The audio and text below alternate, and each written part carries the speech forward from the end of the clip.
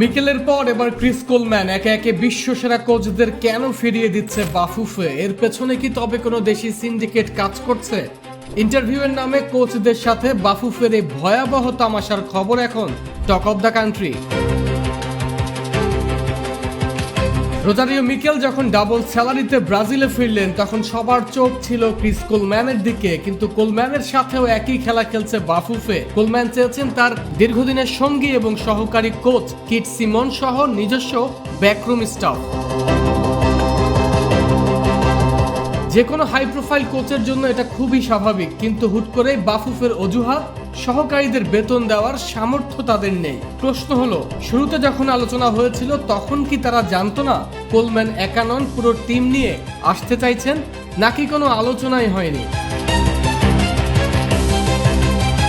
জানা গেছে কোলম্যানকে তার নিজস্ব স্টাফ না দিয়ে বাফুফের একটি পক্ষ তাদের পছন্দের কোনো দেশি কোচ তার ঘাড়ে চাপিয়ে দিতে চাইছে। কোনো হাই প্রোফাইল কোচ কি অন্যের ঠিক করে দেওয়া লোক নিয়ে আদৌ কাজ করতে চাইবেন? এখানেই শুরু হয়েছে ইগোর লড়াই, যার ফলশ্রুতিতে কোলম্যানের মতো কোচ এখন বাংলাদেশের ডাগআউট থেকে ছিটকে যাওয়ার পথে। ফুটবল বিশ্লেষকদের ধারণা, বড় কোচকে বাদ দেওয়ার পথ হালাল করতেই বাফুফের বেতনের অজুহাত তোলা। আসলে বাফুফের ভেতরে এমন কিছু প্রভাবশালী মানুষ আছেন যারা চান না স্বচ্ছ প্রক্রিয়ায় বড় কোনো নাম আসুক, বরং নিজেদের সুবিধা মতো কাউকে বসানোই তাদের মূল টার্গেট।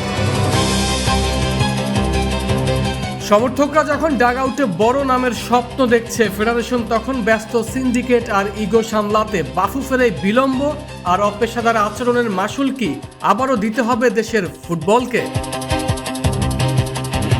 আরমান হাসান, কালবেলা।